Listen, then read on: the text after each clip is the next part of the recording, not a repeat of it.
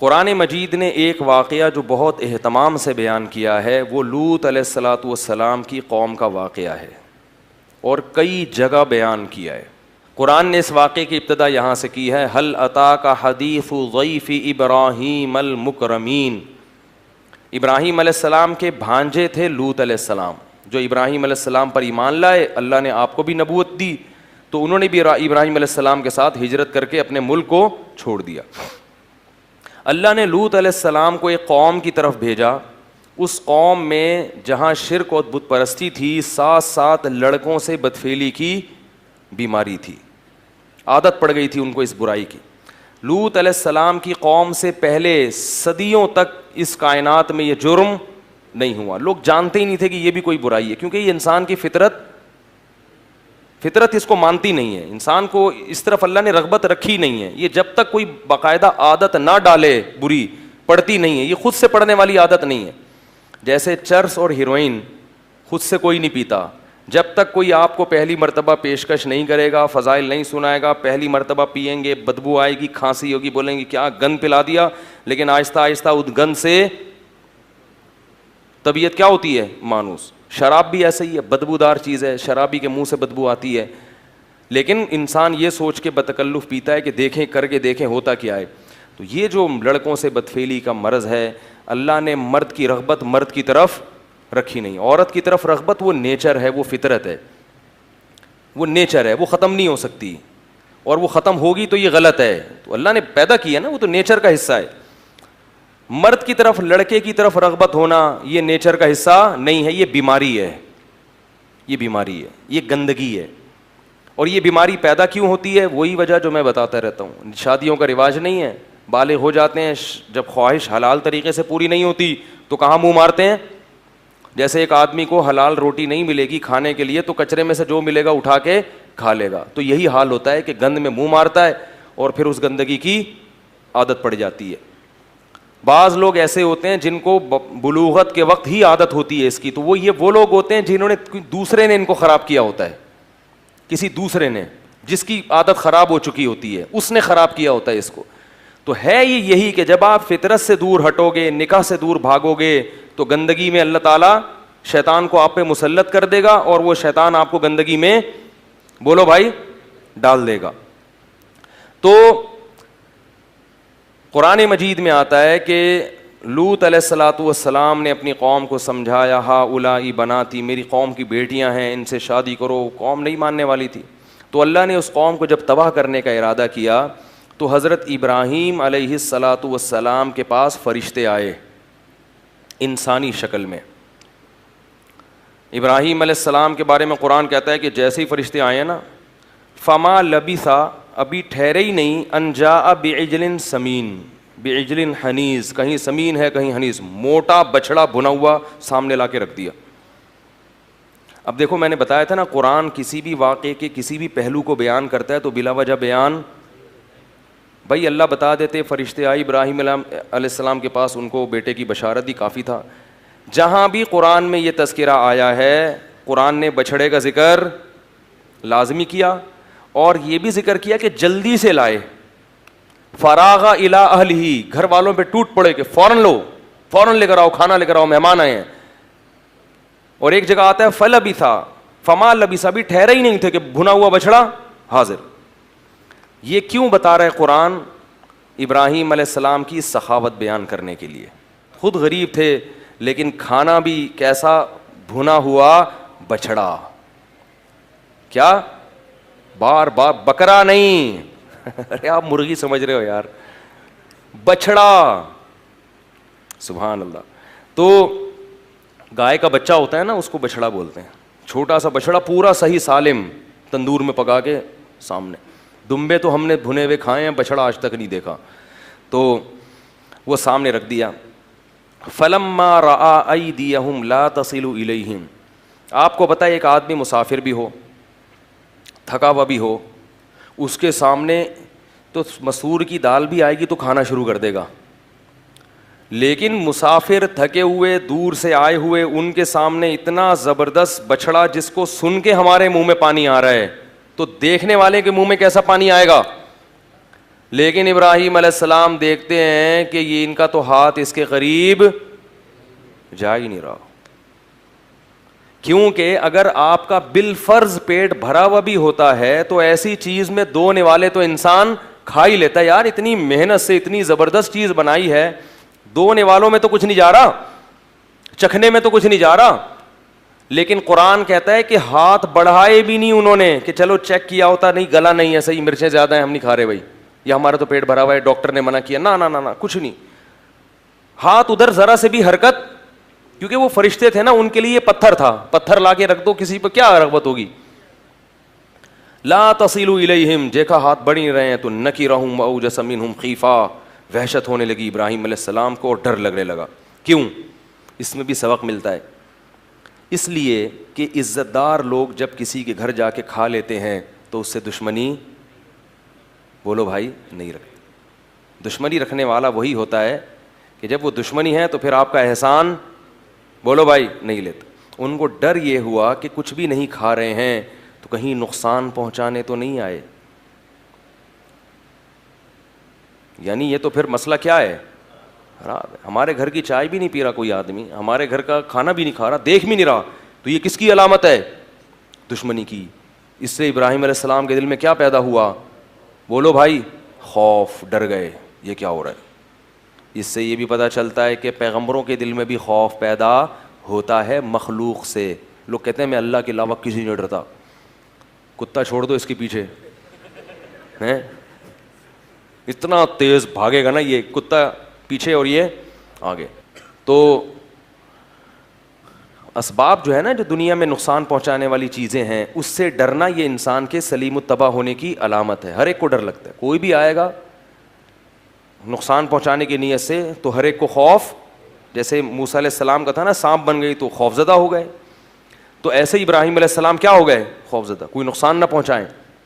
جب فرشتوں نے دیکھا کہ یہ خوف زدہ ہو رہے ہیں تو فرشتوں نے بتایا لا تخف، ڈریں مت، انا مبشروک بغلام علیم، ہم اللہ کے بھیجے ہوئے فرشتے ہیں، انسان نہیں ہیں. ہمارے سامنے اس میں تکہ مسالہ لگا دو، بریانی مسالہ لگا دو، ہمارے لیے کیا یہ پتھر ہے، کوئی فرق ہی نہیں ہمارے لیے. ہم تو فرشتے ہیں جو انسانی شکل میں آئے ہیں. اس سے یہ بھی پتہ چلتا ہے کہ انبیاء عالم الغیب نہیں ہوتے، ان کو نہیں پتہ چلا. ہم فرشتے اللہ نے ہمیں بھیجا ہے. تو بتایا کہ ہم آپ کو خوشخبری دینے کے لیے آئے ہیں بغلام علیم، ایک علم والا بیٹا، یعنی اسحاق علیہ السلام بیٹا پیدا ہوگا علیم، علم والا. تو ابراہیم علیہ السلام کی جو بوڑھی زوجہ تھی نا، وہ دروازے کے کنارے پہ کھڑے ہوئے باتیں سن رہی تھیں. اس لیے نہیں کہ تجسس، اس لیے کہ ان کو بھی ڈر تھا نا کہ پتہ نہیں کون مہمان آئے ہیں، میرے شوہر کی ظاہر ہے دشمنیاں بھی ہیں، کوئی نقصان نہ پہنچا دے. تو وہ دیکھ رہی تھی کہ کیا مسئلہ ہے.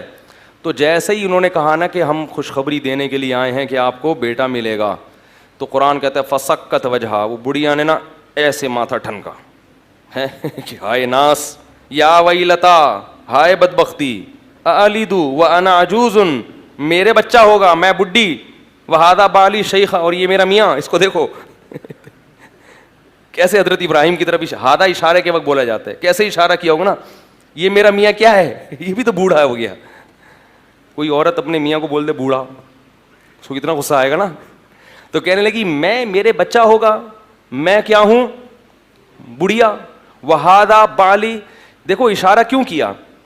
وہ یوں کہتی نا میرا میاں تو بوڑھا ہے تو ممکن ہے کنفیوژن ہو جاتی، کہہ رہی یہ والا اس کی بات کر رہے ہو یہ میرا میاں یہ والا، تو یہ میاں کو تو دیکھو یہ کیا ہے، یہ بھی بوڑھا ہو گیا، اس کے بال دیکھو سر کے سفید ہو گئے.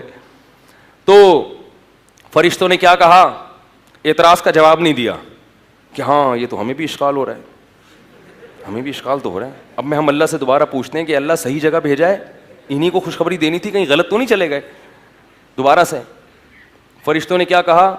کذالک، اسی طرح ہوگا ٹھیک ہے نا. اب یہ تمہارا مسئلہ ہے، بوڑھے ہو جوان ہو، یہ تمہارا ہیڈیک ہے، یہ ہمارا ہیڈیک. ہمیں تو اللہ نے جو پیغام دے کے بھیجا ہم تو بھائی وہ پارسل کرنے کے لیے آئے ہیں، ٹھیک ہے نا. اللہ کا پیغام تھا وہ آپ کو ہم نے پارسل کیا، اب آپ کی مرضی. ہاں اتنی تسلی ضرور دی، عطا جبین من امر اللہ، رحمت اللہ وبرکاتہ علیکم اہل البیت، اے اہل بیت اللہ کی تم پر جو خصوصی رحمتیں ہیں، تمہیں شرک کے ماحول میں اللہ نے توحید کی توفیق دے دی، اس پہ تمہیں تعجب نہیں ہوا ہے بھائی؟ آگ میں جلنے سے اللہ نے بچا لیا. ان بڑھیا سے کہتے ہیں حضرت ابراہیم کی زوجہ سے کہ تمہارے میاں کو پبلک نے ڈال دیا تھا آگ میں، اللہ نے بچا لیا، اس پہ تعجب نہیں ہوا؟ تو یہ تو اللہ کی اتنی بڑی بڑی رحمتیں ہیں، تو ایک اور رحمت صحیح، اس میں تعجب کی بات کیسی؟ تو پھر ابراہیم علیہ السلام نے پوچھا کہ اور تمہارا بنیادی مقصد کیا ہے؟ تو انہوں نے بتایا کہ ہم آئے ہیں قوم لوط کو تباہ کرنے کے لیے. ہم آئے ہیں قوم لوط کو، اصل مشن ہمارا یہ ہے. قرآن کہتا ہے ابراہیم علیہ السلام کو قوم لوط پہ ترس آیا. کیوں؟ ان ابراہیم لأواہ حلیم، بڑے بردبار اور نرم خو تھے ابراہیم، اللہ کی طرف رجوع کرنے والے. تو اب قرآن کی تعبیر دیکھیں، ابراہیم علیہ السلام نے فرشتوں سے کہا کہ اس میں تو لوط علیہ السلام بھی ہیں. مقصد یہ تھا کہ فرشتے کسی طرح یہ ارادہ ترک کر کے چلے جائیں. تو انسان کہتا ہے نا بھائی اس میں تو وہ بھی ہیں ایمان والے بھی، تو سب ہلاک ہو جائیں گے. مقصد کیا تھا کہ وہ اپنا ارادہ بدل دیں. تو قرآن کے الفاظ دیکھیں، یجادلنا فی قوم لوط، ابراہیم ہم سے قوم لوط کے بارے میں جھگڑنے لگے، لڑائی کرنے لگے، جھگڑنے لگے. حالانکہ پیغمبر کبھی اللہ سے جھگڑتے، یعنی کیا مطلب؟ ایسی لجاجت کرنے لگے جیسے ہم کسی دیکھتے ہیں نا کوئی بھکاری آ کے ہم سے کوئی چیز مانگتا ہے تو ایسے لجاجت سے پیچھے پڑتا ہے، ہم کہتے ہیں بھائی تو لڑ کیوں رہا ہے، کہتے ہیں نا. تو بعض دفعہ بہت زیادہ عاجزی، انکساری اور کسی کے پیچھے پڑنے کو بھی مجادلہ سے، بحث مباحثے سے تعبیر کیا جاتا ہے، حالانکہ وہ بحث نہیں ہوتی. تو یہ قرآن کی بلاغت ہے کہ ایسے اللہ سے مانگ رہے تھے کہ گویا اللہ سے کیا کر رہے ہوں؟ بحث کر رہے ہوں. تو اللہ نے فرمایا یا ابراہیم اعرض عن ھذا، اس بحث کو کیا کر، چھوڑ دے، اس بحث کو چھوڑ دے. انہ قد جاء امر ربک، تیرے رب کا فیصلہ ہو چکا ہے، یہ فیصلہ ٹلنے والا نہیں ہے. نحن اعلم بمن فیھا، ہمیں پہلے سے معلوم ہے کہ اس قوم میں کون ہے اور کون نہیں ہے، کس کو بچانا ہے کس کو ہلاک کرنا ہے، یہ ہم پہلے سے جانتے ہیں. حالانکہ وہ ابراہیم علیہ السلام کو بھی پتا تھا اللہ جانتے ہیں، لیکن ابراہیم علیہ السلام چاہتے کیا تھے کہ یہ عذاب ٹل جائے. تو پھر وہ فرشتے لوط علیہ السلام کے پاس گئے، وہاں بھی ایسے ہی خوبصورت نوجوان لڑکوں کی شکل میں. جب لوط علیہ السلام کے پاس فرشتے آئے ہیں تو لوط علیہ السلام نے دیکھتے ہی کہہ دیا، وہ سمجھے کہ یہ انسان ہے، خوبصورت لڑکے ہیں.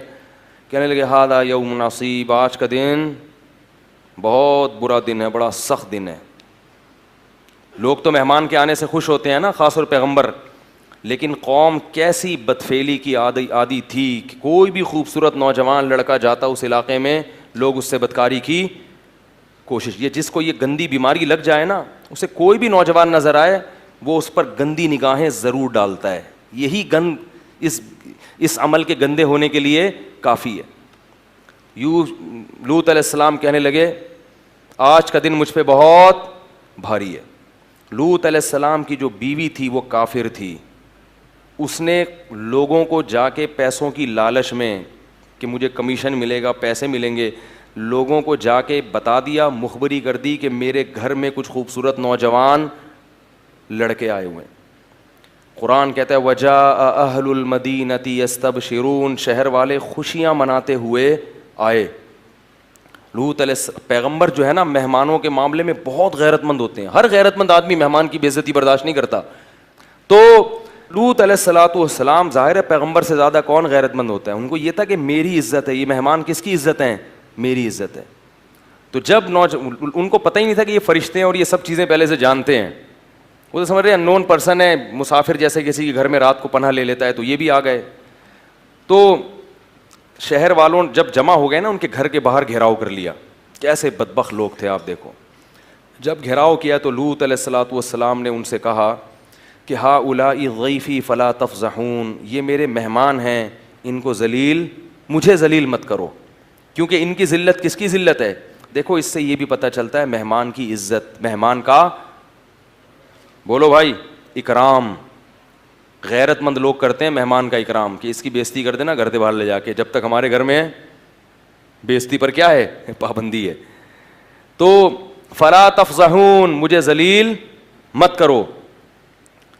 تو وہ کیا کہتے ہیں قوم جواب میں, اولم ننہک عن العالمین, ہم نے کہا نہیں تھا کہ آپ اپنے گھر میں کسی کو گھسنے مت دو. آپ کو جب ہماری عادت کا پتہ ہے تو آپ کو ان کو گھر میں داخل ہی نہیں کرنا چاہیے تھا. لوط علیہ السلام نے کہا ہا اولائی بناتی, یہ میری قوم کی بیٹیاں ہیں, ان سے نکاح کر کے اپنی خواہش کو پورا کرو. تو قوم جواب میں کیا کہتی ہے, ما لنا فی بناتک من حق, ہمیں عورت میں کوئی رغبت. یہ بھی اس گناہ کی سزا ہے کہ جس کو اللہ نے پیدا کیا اس میں رغبت, بولو بھائی, ختم ہو جاتی ہے. یہ بھی ایک عذاب ہے.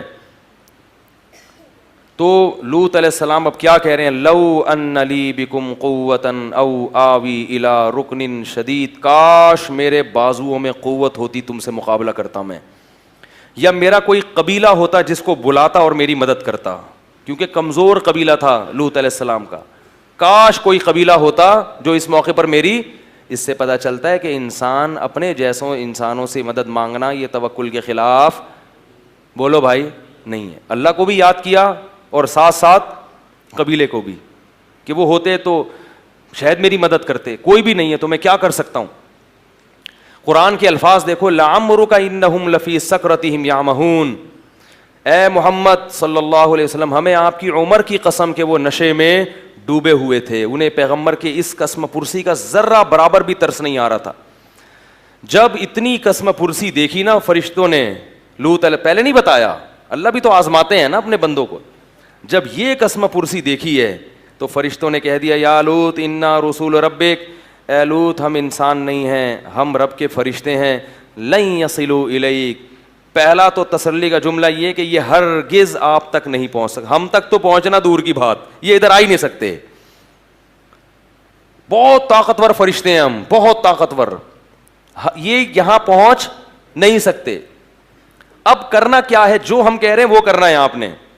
فَأَسْرِ بِأَهْلِكَ, آپ کے اہل میں جتنے لوگ ہیں, رشتہ دار یا جو بھی ایمان لانے والے لوگ ہیں, ان کو لے کے راتوں رات یہاں سے چپکے سے نکل جائیں. بڑا آسان ہو رہا ہے لڑکیوں سے دوستی لگانا, زنا کرنا, ہوٹلوں میں لے جانا, بڑا آسان ہو رہا ہے. یہ آسان اس لیے نہیں ہو رہا کہ اللہ آپ سے خوش ہے, بلکہ اللہ پکڑنے کا ارادہ رکھتا ہے. جیسے لوط علیہ السلام کی قوم پہلے بدکاری کرتی تھی, مشکلات ہوتی تھیں ان کو, اب کیا ہوا کہ ان کے لیے بدکاری کو آسان کر دیا. خوبصورت لڑکے آ گئے, وہ خوش ہو رہے, اب تو بڑا آسان ہے. تو وہ آسان نہیں تھا, اب ان کے لیے عذاب کی, بولو بھائی, تیاری. تو گناہ کا آسان ہونا یہ اللہ کی رحمت نہیں ہے, اور یہ اس کی علامت نہیں ہے کہ آپ کے اللہ تعالیٰ چاہ رہے ہیں کہ آپ مزے اڑائیں, بلکہ یہ اس کی علامت ہے کہ آپ دل بھر کے اڑا لو تاکہ اللہ عذاب, سخت سے سخت عذاب میں پھر آپ کو پکڑے. تو اس لیے اللہ سے یہی دعا کیا کرو کہ اللہ ہمیں گناہ کا موقع نہ دے, ہمیں موقع ہی نہ دے گناہ کا, اور ایسی جگہوں پہ بھی نہ جاؤ جہاں آپ کے گناہ کا دل میں خیالات پیدا ہوں. ایک آدمی نے فلم دیکھنے سے توبہ کی, سینما گھر میں عادت تھی, وہ مجھے کہہ رہا ہے کہ میں جب بھی وہاں سے گزرتا ہوں میرا دل چاہتا ہے گھس جاؤں سینما میں. میں نے کہا جب تم نے توبہ کر لی ہے تو اس گلی سے گزرتے کیوں, اس ایریے سے گزرتے کیوں, راستہ بدل کے کیوں نہیں چلے جاتے؟ گزر بھی وہیں سے رہے ہیں تو ظاہر ہے پھر تو شیطان خواہش پیدا کرے گا. چرس چھوڑ دی, ہیروئن چھوڑ دی, بیٹھ انہیں دوستوں میں رہیں جو چرسی ہیں, پھر خیال پیدا ہوگا. زنا سے توبہ کر لی لیکن لڑکیوں کے نمبر ڈیلیٹ نہیں کیے, گپیں اسی طرح لگ رہی ہیں, فلمیں اسی طرح بیہودہ دیکھی جا رہی ہیں, پھر گناہ کے خیالات پیدا ہوں گے. تو توبہ یہ ہوتی ہے کہ آپ ان تمام متعلقات کو ختم کر دیں.